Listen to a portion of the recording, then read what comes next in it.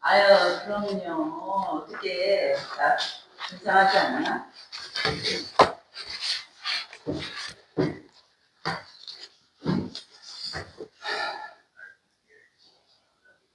아유, 네, 알겠습니다.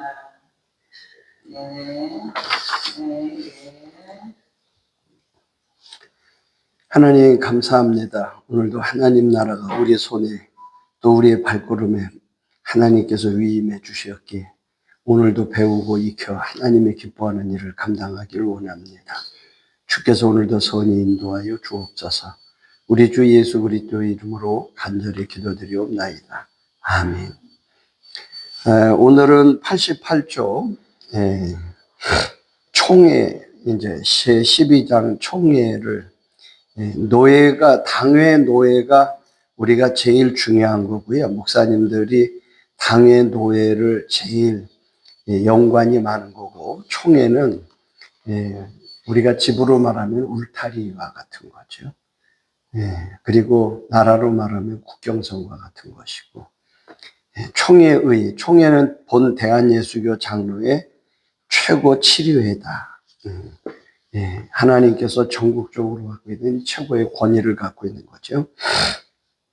94조 총회의 조직. 총회는 각 노예의 파송한 목사 대의원, 장로 대의원으로 조직한다. 이번에 노예가 파송하는 대의원 수는 당의 수를 기준으로 하거나 당의 수에 비례하여 정할 수 있다. 우리 기존적으로 당회에는 장로가 있는 교회에는 우리 대신총회에는 총회 대의원 숫자를 줄이자 너무 많아도 비생산적이거든요. 그래서 대의원 숫자가 한 800명 정도 됐었어요. 총회할 때. 그래서 800명이 오려고 하면은 목사 장로만 하더라도 차가 500대가 필요해요. 500대. 대중교통을 하고 오라고 해도 목사님들이 하다못해 차를 막 자기가 몰고 다니던 차들을 몰고 오니까 그렇게 큰 총회를 할 수 있는 장소가 주차장이 없으면 할 수가 없었다는 사실이에요. 옛날 같은 경우에는 그냥 예배당만 있으면 가갖고 오면 됐지만 그런 형편이 아니어서 그래서 안양 세중앙교회에도 주차할 수 있는 데가 한 200대밖에 안 되기 때문에 그리고 거기는 카페도 하고 막 그렇게 문화교실이 있기 때문에 교인들이 기존으로 100대 이상은 돼요. 150대, 100대는. 그러니까는 거기에 차를 댈 수가 없어서 대부도에서 많이 했죠. 대부도 세중앙교 수양관 같은 데서. 그래서 이 당회, 합동측이나 통합측 같은 데는 7당회에서 한 명, 이렇게 총회를 하죠. 장로가 있는 교회 7교회에 한 명 총대를. 근데 우리 대신총회는 1당에 1총대로 많이 갔었고, 그 다음에 7교회에 한 명이었죠. 장로가 없는 교회 7교회를 한 명을 대표를 뽑아서 대의원으로 많이 보냈죠. 그러다 보니까 장로와 목사 총대 대의원 수가 똑같아야 되거든요. 그런데 7교회 장로가 없는 교회에 목사님이 와서 참석하다 보니까 목사 수가 많죠. 그죠? 7교회 상대로 장로를 총대로 뽑아줄 리는 없잖아요. 그러니까 헌법 정신은 동수여야 돼요. 동수. 목사와 장로 수가 똑같아야 돼요. 그리고 총회를 하면 지난 시간에도 우리가 노예 대의원과 총회 파송 대의원으로 정해놓으면 출석 의무가 있잖아요. 출석 의무. 출석 의무가 있는데도 불구하고 장로님들이 출석을 잘 못해요. 왜? 직장 나가니까. 그래서 출석만 부르고 슬쩍 빠져나가서 또 일하러 가고 막 이런 일이 있었어요. 이러니까 개회는 됐는데 회의 정족수라는 게 있어요. 맨 처음에 개회를 해놓고 회의를 하려면 회의 숫자가 너무 적으면 안 돼요. 출석, 그날 내가 대의원으로 등록해갖고 등록을 확인해서 명찰을 받는 순간 출석 대의원 수로 이미 정해진 거거든요. 그러면 출석한 사람의 과반수 이상이 참석을 해야 회의가 진행이 돼요. 500명이 출석을 했어요. 출석 명찰을 받아가고 대의원 등록을 했어요. 그런데 200명밖에 참석을 안 했어. 그럼 회의 종족수가 안 맞는 거예요. 250명 이상 참석을 해야 회의 종족수가 되는 거예요. 회의가 가능하다 이 말. 그래서 국회에서도 회의 종족수가 모자라갖고 국회에서도 막 방송하고 그러잖아요. 지금 회의가 개회됐는데 회의 종족수가 모자라오니 의원님들께서는 빨리 회의장으로 입장해 주시기 바랍니다. 총회도 똑같아요. 회의 종족수가 모자랄 때, 너무 현저하게 모자랄 때에는 그 회의 종족수를 채우려고 노력을 해야 돼요. 그 다음에 결의 종족수가 있어요. 회의를 해가지고 거기서 뭔가 결정을 해야 되잖아요. 결의 종족수는 참석한 사람의 과반수 이상을 가야 되는 거예요. 이거를 우리가 잘 알아야 돼요. 자, 개회를 할 때는 개회 종족수, 등록 총대 명단을 보내준 사람의 3분의 2 이상이 과반수 이상, 3분의 2 이상 참석하면 아주 뭐 땡큐고, 과반수 이상이 참석을 해야 개회가 돼요. 과반수 이상. 만약에 800명이 대의원 숫자다, 목사 장로 400, 장로 400 이렇게 했다. 그러면은 과반수 이상, 450명 정도는 참석을 해야 개회가 돼요. 그리고 그 다음 날부터 회의가 본격적으로 시작하는데 회의 종족수는 등록된 총대의 과반수 이상이 참석을 해야 회의 종족수가 맞춰진다. 이거를 꼭 알면, 목회할 때에도 교회에서도 마찬가지예요. 공동의회 같은 데 때는 뭐 참석한 숫자만 갖고 하는 건데, 뭔가 결의를 하고 할 때에는 노예나 이런 데에서는 노예 교회 숫자의 과반수 이상을 참석하는 것을 권면을 많이 하죠. 왜 그러냐면 결의를 잘못해 놓으면 혹시 세상 법정으로 갔을 때 회의 종족수가 충족됐냐 안 됐냐를 물어볼 수도 있거든. 그 다음에 결의 종족수가 됐냐 안 됐냐, 이게 뭐냐면 우리가 백석교단하고 통합을 했었잖아요. 수원 라비돌이라고 하는 회의장에서 했는데 재판에서 졌잖아요. 왜 졌는 줄 아세요? 회의 종족수가 안 맞는 거예요. 회의 종족수, 총대 인원에 뭐 수호 측에서 통합을 반대하는 사람이 못 들어가기도 해서 못 들어간 사람도 있지만 그 안에 있는 사람들을 숫자를 세보니까, 근데 숫자를 세봤다고 하는 거는 이미 숫자는 됐다고 하지만 그 회의실의 CCTV를 보니까 CCTV가 맨 뒤에 있는 게 아니고 중간에서도 있고, 이 중간에서 뒤로 보고 저기서 앞으로 보잖아요. 그러니까는 그 CCTV에 나온 찍힌 숫자, 그 다음에 기자들이 찍은 사진을, 근데 그 안에 기자가 많이 못 들어갔거든요. 문을 걸어 잠가갖고 못 들어갔단 말이에요. 그래서 앞에서 찍고 뒤에서 찍은 사람 사진을 가지고 확대해서 머리 숫자라도 세보면 되는데,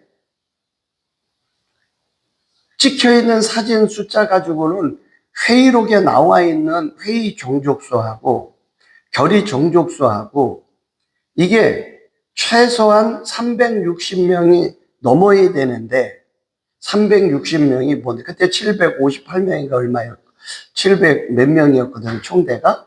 그러니까는 360명 이상이 돼야 되는데 이게 안 됐어요. 그래서 재판에서 결국은 3년 만에 진 거예요. 이거를 그러면은 항고를 해가지고 내가 이거 사진이 이렇게 있습니다 해야 되는데 사진이 없잖아. CCTV는 내가 갖고 있었거든요. 근데 CCTV 갖고는 사각지대에 걸린 사람은 안 찍혔으니까. 그거를 추정해갖고 여기도 앉았습니다 할 수는 없잖아. 안 지켰는데. 이게 소송에 갔을 때에는 모든 증빙 자료는 사진이에요. 영상이나 사진이에요. 그래서 영상과 사진이 항상 중요한 거예요. 그래서 총회는 노예가 파송하는 대의원 수, 당회 수 기존, 그 다음에 노예에서 파송한 총 목사 대의원, 장로 대의원으로 조직한다. 이 숫자를 잘 맞춰야 되는 거예요. 그러니까는 노회나 총회에서는, 그리고 당회에서는 은혜라고 하는 말을 함부로 쓰면 안 돼요. 사람들은 회의하다가 막 물어보고 막 따지고 막 그러면 아이 그냥 은혜롭게 하지 뭐 이러죠. 이런 거 많이 봤어요? 은혜라고 하는 말을 회의에다가 갖다 집어넣으면 안 돼요. 이건 100% 불법이 돼요. 은혜는 하나님과 나 사이에만 써야 될 단어예요. 아무데나 갖다가 우리 기독교인들은 은혜라는 단어를 아무데나 갖다 그냥 무난하게 불법적인 것도 잘못된 것도 그냥 스무스하게 넘어가는 게 은혜라고 생각을 해요. 근데 그거 은혜 아니거든요. 정당하게 적법하게 넘어가야 돼요. 처리돼야 돼요. 그래서 소송을 할 때 법원에 갔을 때에는 지금 윤석열 대통령 소송도 뭐예요? 절차가 맞냐? 이거잖아요. 절차가 맞냐? 변호사들은 적법했다.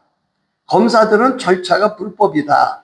이 싸움이 탄핵에 관한 계엄에 관한 재판이에요.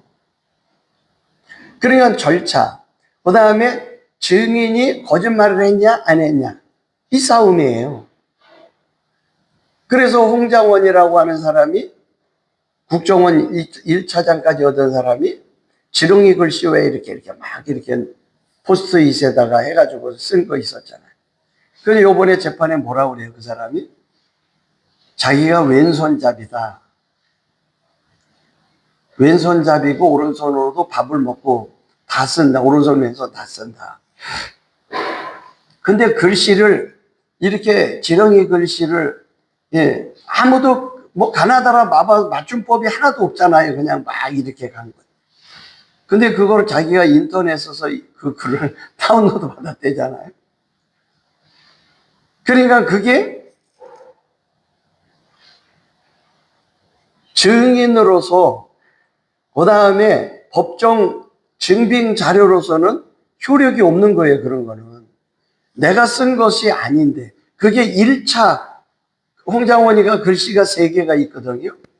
3개가 있는데 첫 번째 글씨가 지렁이 글씨예요. 막 이렇게 막 꾸불꾸불 이렇게. 그런데 1차 글씨를 토대로 2차로 보좌관이 불러주는 대로 썼고 쓴 거. 이게 2번째 증빙 자료예요. 3번째 증빙 자료가 3차 동그라미도 치고 이 사람 이름도 막 이렇게 하고 색깔이 바뀌고. 그런데 1차 최초에 쓴 증빙 자료가 오염이 된 거잖아요. 그럼 2차, 3차는 인정이 안 되는 거예요. 이게 7일을 할 때 똑같은 거예요. 교회에도. 이게 7일, 최고의 7이라고 하는 말은 재판을 말하는 거거든. 징계할 수 있는 걸 말하는 거거든. 그러니까 이런 것들이 징계를 하더라도 총회는 뭔가를 결의하더라도 목사 대의원, 장로 대의원 숫자가 맞아야 되고 대의원으로 왔으면 개회를 하기 위해서는 개회 정족수를 채워야 되고 개회 정족수는 과반수 이상이 참석을 해야 된다. 총회 대의원 명단에 과반수 이상 참석을 해야 된다. 그 다음에 회의 정족수, 개회 정족수는 대의원 수의 과반수, 회의 정족수는 회의를 계속해서 속회를 하고 며칠 동안 하니까 이 회의 정족수는 회의할 때마다 항상 그래서 회의를 할 때 첫째 날, 둘째 날, 셋째 날 아침에 예배를 드리고 난 다음에 총회장이 사회를 보면서 제일 먼저 하는 일이 뭐냐? 인원이에요. 인원 숫자를 세는 거예요. 왜? 회의 종족수가 맞냐 안 맞냐 이걸 따지기 위해서. 그래서 회의 종족수가 모자라면은 계속해서 방송을 해갖고 빨리 참석하라고 그래야 돼요. 그 다음에 회의하면서 결정하는 것은 참석한 사람의 결의 종족수를 또 채우면 되고, 이런 것들을 목사는 기본적으로 상식적으로 알아야 된다. 이걸 모르면 아이 그냥 은혜롭게 뭐 하지, 이거는 잘못된 말이다. 은혜라는 말을 아무 데나 갖다 쓰면 안 된다. 예. 교회에서는 은혜라고 하는 단어가 너무 해프면 돼요. 은혜라는 단어를 아무 데나 막 갖다 쓰면 안 돼요. 이 은혜라는 단어가 너무 소중한 말인데 그렇지 않아요. 내가 구원받은 게 은혜잖아요. 하나님의 은혜잖아. 그런데 내가 태어난 것이, 내가 구원받은 것이 하나님 앞에 큰 은혜인데 이런 은혜라는 단어가 함부로 막 쓰이면 안 된다. 가치 있게 소중하게 쓰여야 돼요. 그러니까 하나님은 은혜라고 하는 단어를 우리에게 너무 소중하게 주었는데 우리 그리스도인들은 이 은혜를 너무 해프게 쓰면 안 된다. 그래서 총회가, 총회의 모든 회의가 되려고 하면, 총회는 실질적으로는 1년에 한 번씩 회의, 한 번밖에 없어요. 그리고 파회, 그리고 해산하는 거예요. 그렇기 때문에, 일반 회의는 폐회를 하죠. 정해진 날짜가 있기 때문에. 그러나 총회는 한 번 모였다 파하는 거예요. 파하는 거. 끝나는 거예요. 노예는 임시노예라도 있잖아요. 총회는 임시총회가 없어요. 그래서 지금 일부에서 말하는 것이 뭐냐면 임시총회를 헌법에 넣어야 된다. 임시총회가 없는데 임시총회를 하면 불법이에요. 그 효력이 아무것도 없어요. 자, 총회 개회 성수 95년. 노예 과반수 참석. 노예가 우리가 45개 노예가 있거든요, 대신이. 45개 노예니까 25개 이상 노예가 참석을 해야 돼요. 총회 개회를 하려면. 자, 노예가 모여서 총회가 되잖아요. 그러니까 총회가 45개인데 15개 노예밖에 안 와서 그러면 개회를 할 수 없다. 그 총회를 하면 그거는 불법이다. 그러니까 노예 가반수, 대의원 가반수. 그러니까는 총회는, 노예는 교회, 이거 뭐, 다른, 지무처가 다른 33, 목사 3, 장로 3만 있어도 되는데, 총회는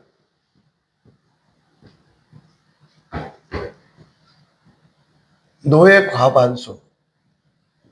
우리가 대신이 45개 노예가 있어요. 국내가 43, 해외가 2. 그 다음에 대의원 과반수. 이렇게 해서 우리가 약 750명 정도 대의원이 있었어요. 그런데 반드시 총회는 개회를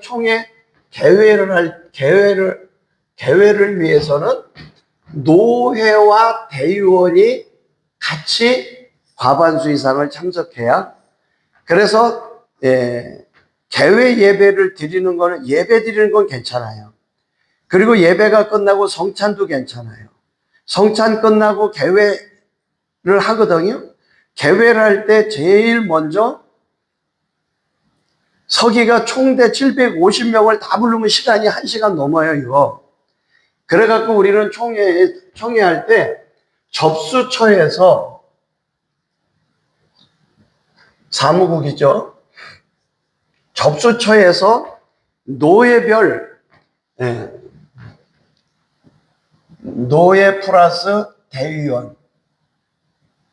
접수를 받아가지고, 한 사람 등록을 하면은 명찰을 주죠. 명찰을 차고 있는 사람 해가지고 사무국에서 예배가 끝나자마자 총회장한테 그 다음에 총회 서기한테 몇 노에 참석했고 몇 명이 지금 등록했습니다. 이렇게 한 거예요. 노예 가반수, 대유형 가반수. 그러니까는 사무국에서 접수받고 개회를 할 때 총회장과 서기에게 사무국에서 보고를 해요. 전달을 해주죠. 지금 몇 노예에 참석하고 몇 명이 등록했습니다. 그러면은 제 몇 회 총회를 개회합니다 하고 총회장이 방망이를 땅땅땅 두둥겨요. 그때부터 회의가 되는 거예요. 노예는 이름을 불러. 회원 전명이라고 그래갖고 노회원 목사 장로 이름을 불러요. 근데 총회는 그걸 750명 다 부르면 시간이 너무 많이 가니까 이 등록한 걸로 회의를 통해가 총회 회의에서 안건으로 해갖고 바꿨어요. 시간이 너무 많이 가니까 접수한 걸로 하자 해가지고. 그 다음에 총회의 직무.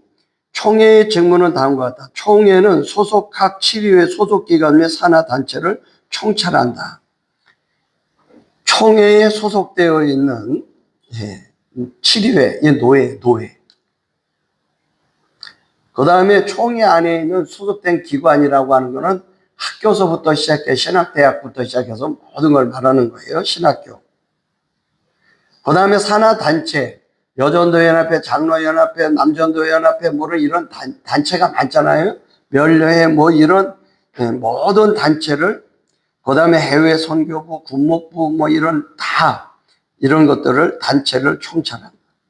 그 다음에 총회는 하급치료에서 합법적으로 제출하는 문의, 헌의, 청원, 행정심판, 상고, 위탁. 하급치료회는 노예예요, 노예. 총회는 개교회를 상대로 많이 안 해요.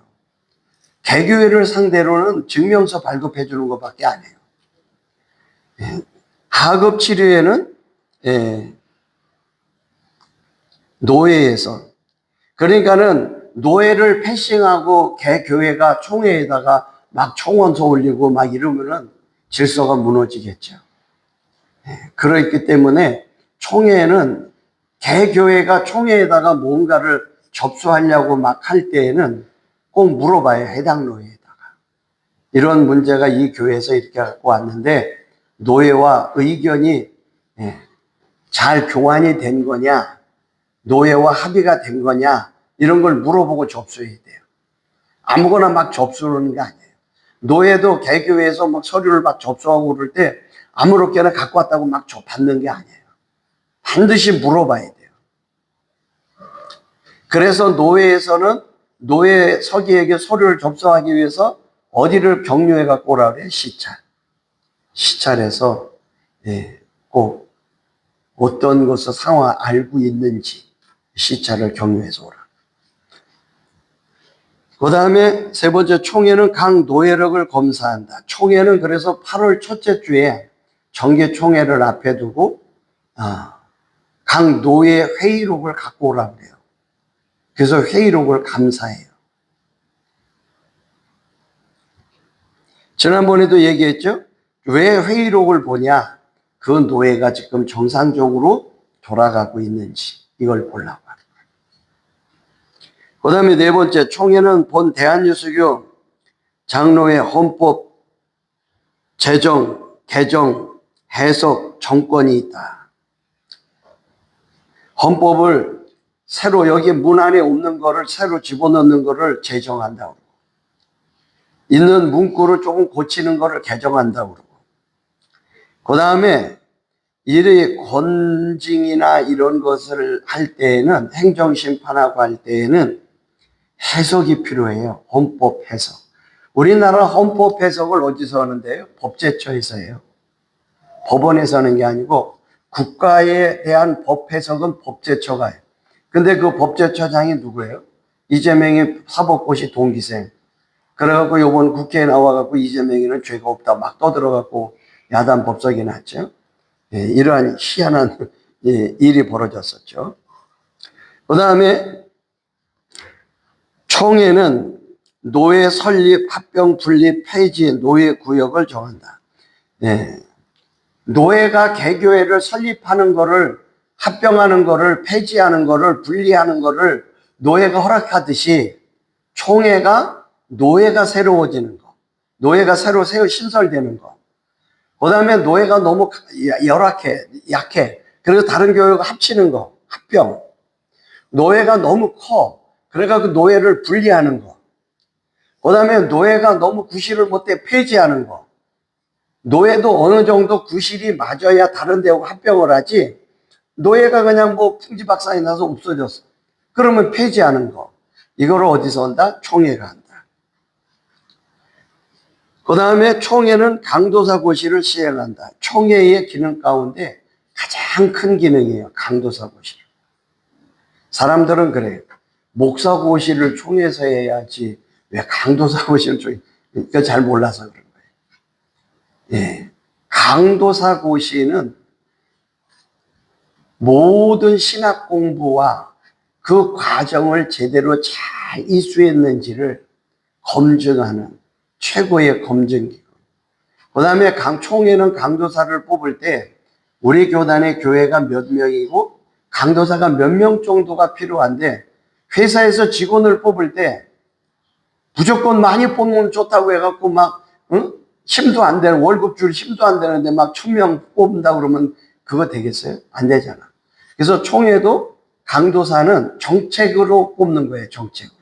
우리 교단에는 강도사가 몇 명이 적합하다 해갖고 몇 명 정도를 뽑아야 된다.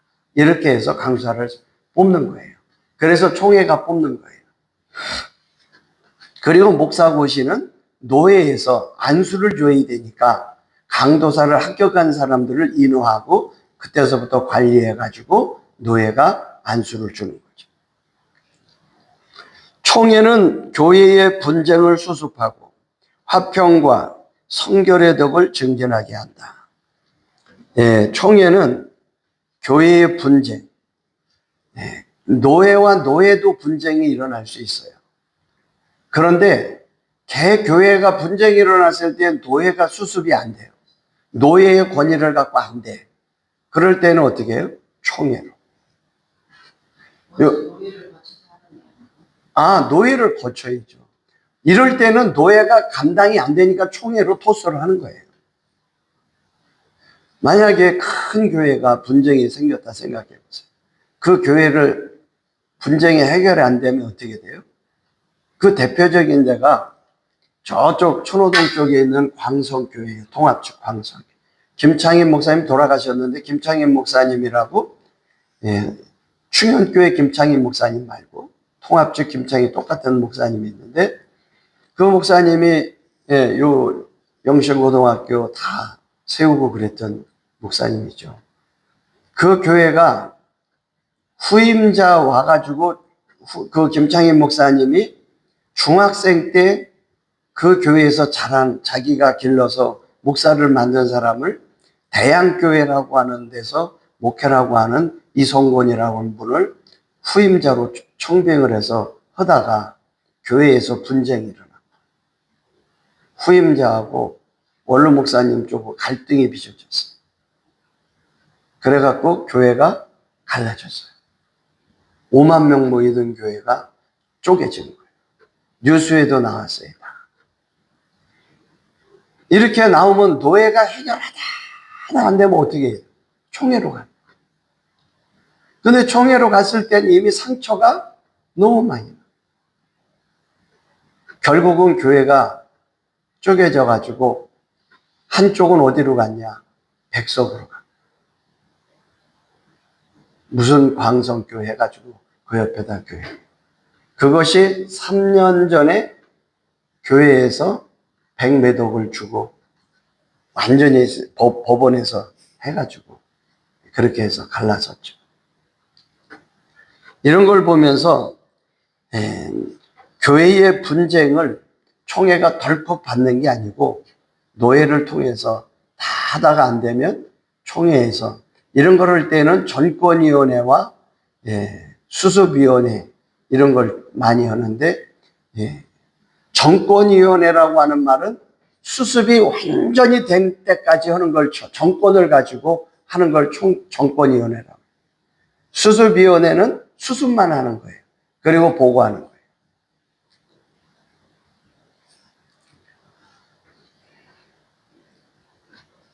자, 총회는 노예 재산에 대한 분규가, 그래서 노예는 돈이 있으면 안 돼. 개교에도 여윳돈이 너무 많으면 싸움이 나. 이런 거. 노예 재산에 대한 분규가 있을 때 이를 처리한다.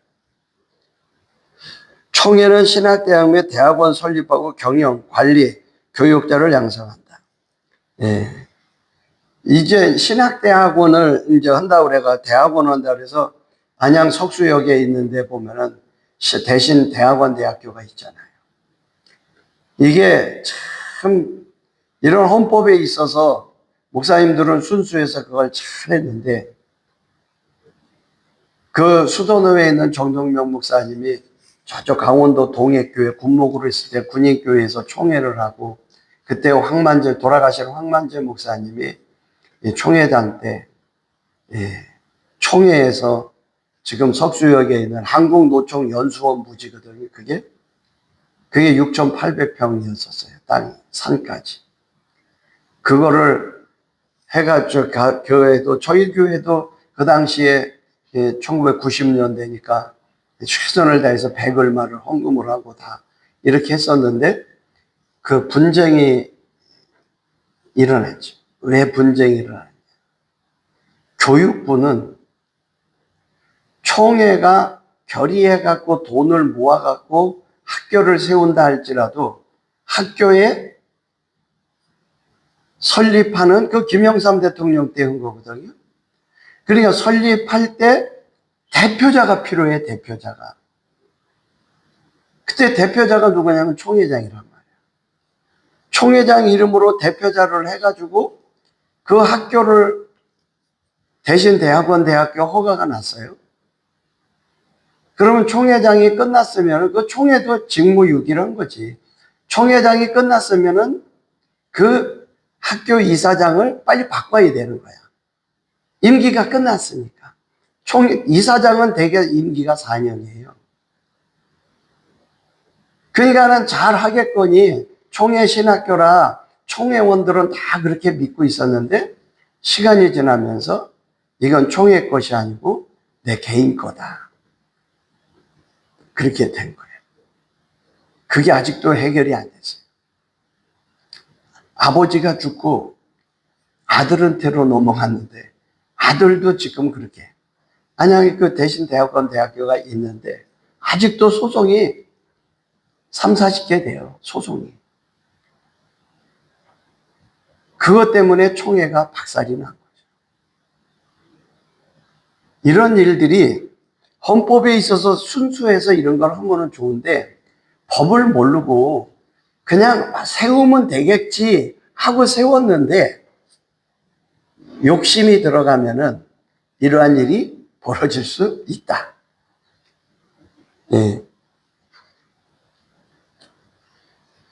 자, 그 다음에 10번째, 총회는 교육사업, 선교사업, 사회복지사업 등을 계획 시행한다. 총회가 사회를 향해서 아주 넓게, 신학대학만 교육자만 양성하는 게 아니라 일반 유치원부터 시작해서 교육사업을 할 수 있다라. 총회는 헌법이 정한 범위 내에서 타 교파와 교류한다. 이거는 굉장히 중요한 말이에요. 그냥 우리가 목사들이 대인관계로 해가지고 뭐 순복음이든지 성결이든지 감리교든 그냥 뭐 친구처럼 막 이렇게 해도 돼요. 근데 이 강단에 세울 때에는 굉장히 조심해야 돼요. 그걸 말하는 거예요. 왜 그러냐면 신학이 다르기 때문에. 교류라는 게 강단에도 세울 수 있다는 거예요. 네. 그리고 교류니까 왔다 갔다 한단 말이에요. 여기 있으면 나도 그쪽 교단에 가서 쓰고 이런 거. 설교를 할 수 있는 거예요. 설교도 하고 인사도 오고 총회 때 와서 인사도 하고. 그래서 총회 때 보면 타 교단 총회장들이 다 와서 인사해요. 축하한다고. 그런데 여기에서는 이 교류 헌법이 정한 내라고 하는 말은 신학이 건전해야 돼요. 뭔가 불건전했을 때는 문제가 생기는 거예요. 그래서 교류할 때는 총회를 할 때는 우리 총회도 그 교단에다 총회할 때 화환도 보내고 그 교단도 우리한테도 오고 그래서 화환이 잘못 교류를 해가지고 잘못 오면은 큰 문제가 돼요. 만약에 이단하고 교류가 됐다. 그러면은 이 교단은 이단하고도 막 한다. 이렇게 불건전해지는 거죠. 그래서 헌법이 정한 우리 헌법 앞에 보면은 뭐가 있어요? 예, 여기 우리 대신교단은 이러한 교단입니다. 헌법 맨 앞에 보세요.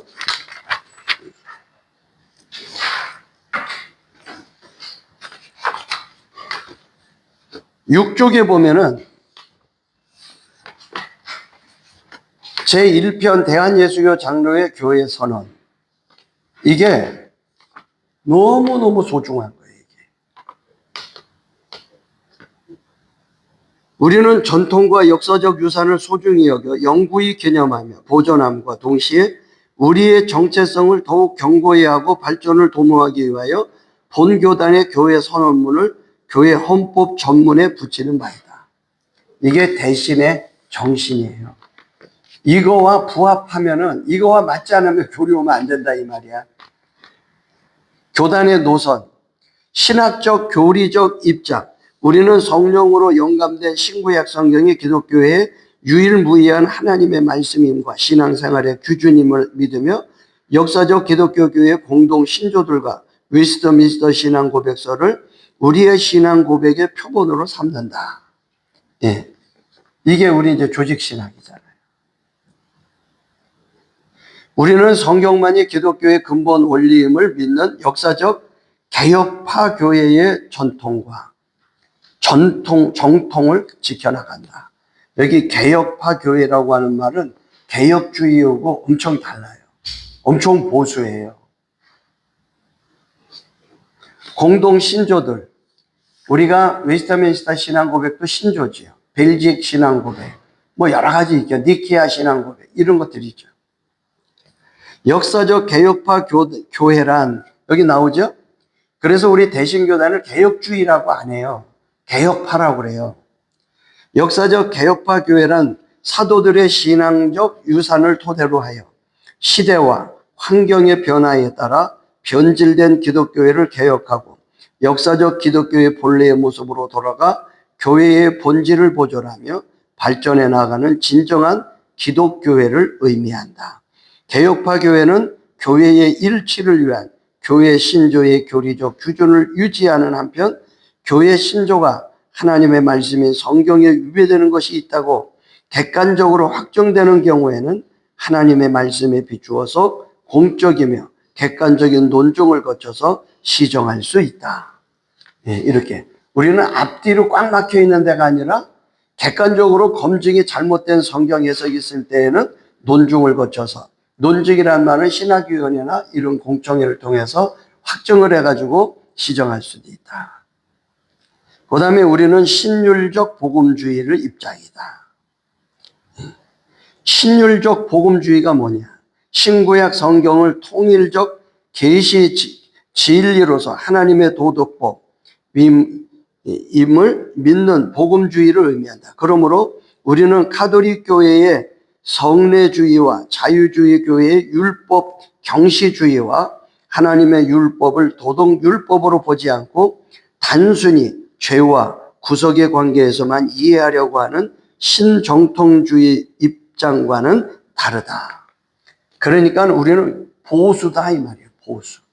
캐톨릭하고도 다르고 자유주의하고도 다르고 신정통파주의하고도 다르다.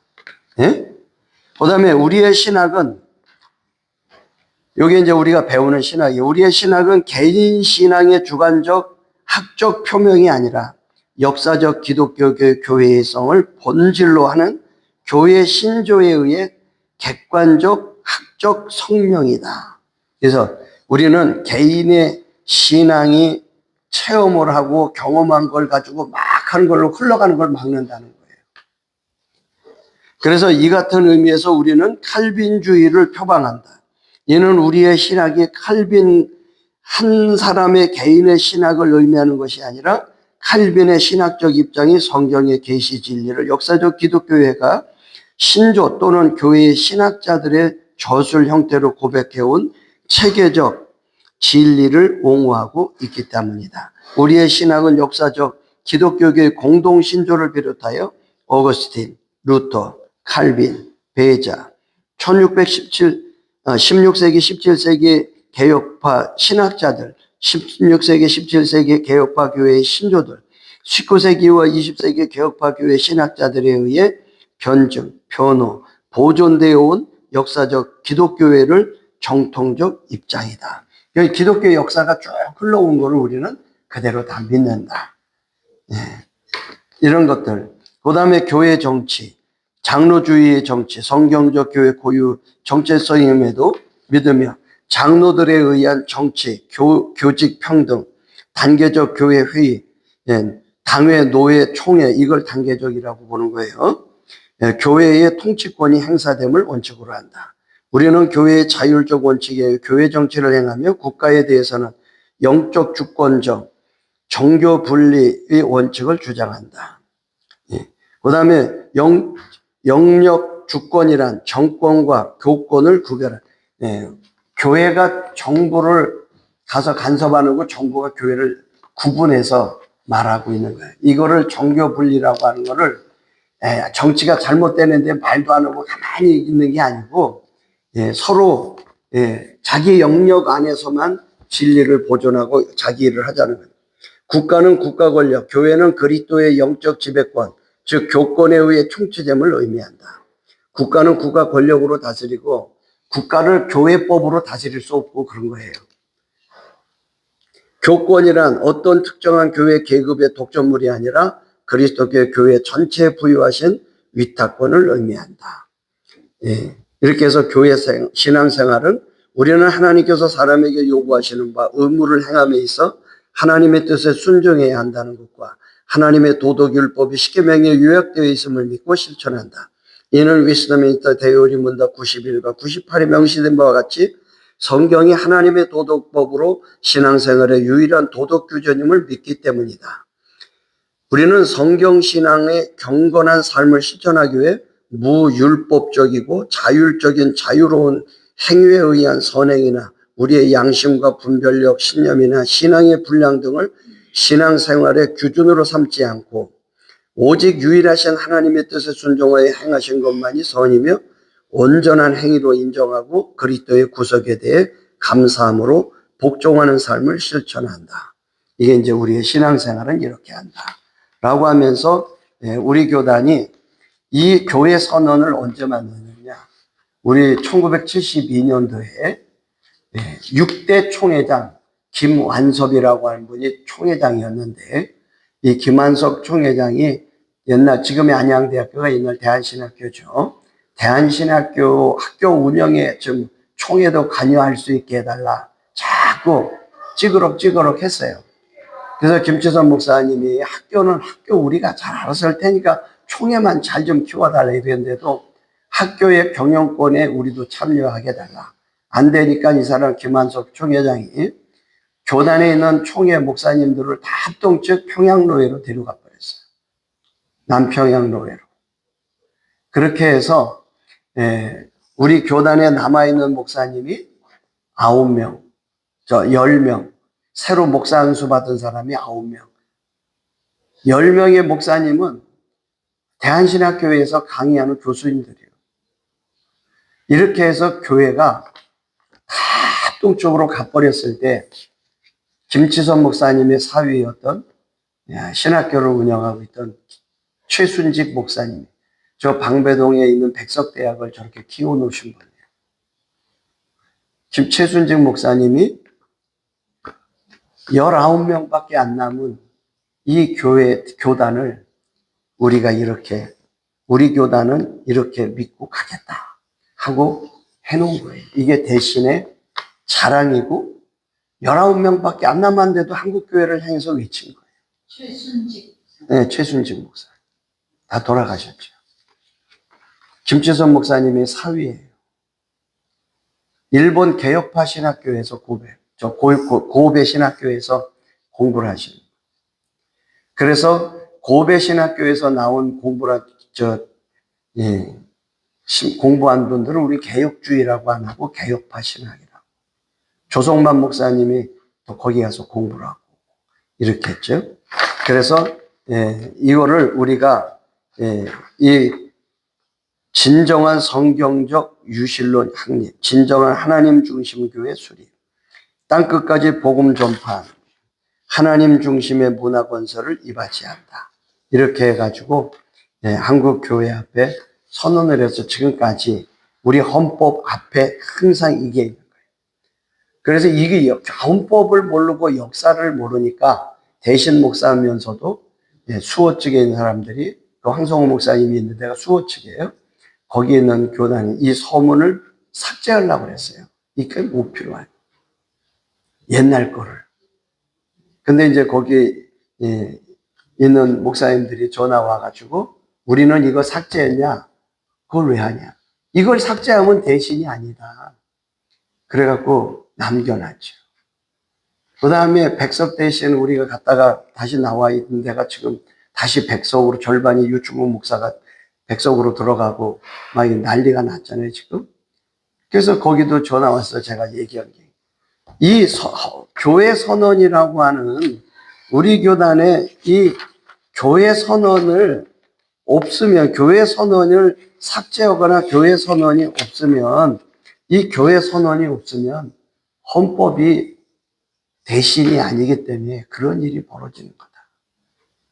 지난주에도 전화가 와서 이제 그런 얘기를 했는데, 우리가 지금은 비록 이렇게 약해 보이지만 이 교회 선언이 있는 것이 우리 교단의 정신이고 신학이고 헌법 정신이다.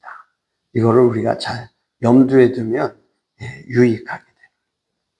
근데 여자 목사님들이 이런 개념이 없는 거야. 헌법 개념이 없어. 근데 그걸 잘 알아두는 게 목회야. 이걸 모르니까 맨날 헤매는 거예요. 그러니까 이 헌법이 당회, 노회, 총회만 잘 알아도 된다.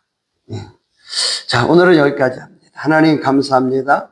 오늘도 우리가 배우게 하시고 알게 하시고 깨닫게 해주셔서 감사합니다. 오늘도 하나님의 영광을 위하여 한 걸음 한 걸음 내디딜 때마다 하나님 함께하여 주옵소서. 주 예수 그리스도의 이름으로 간절히 기도드리옵나이다. 아멘. 오늘은 혼자 하셔야 되겠네? 네? 네.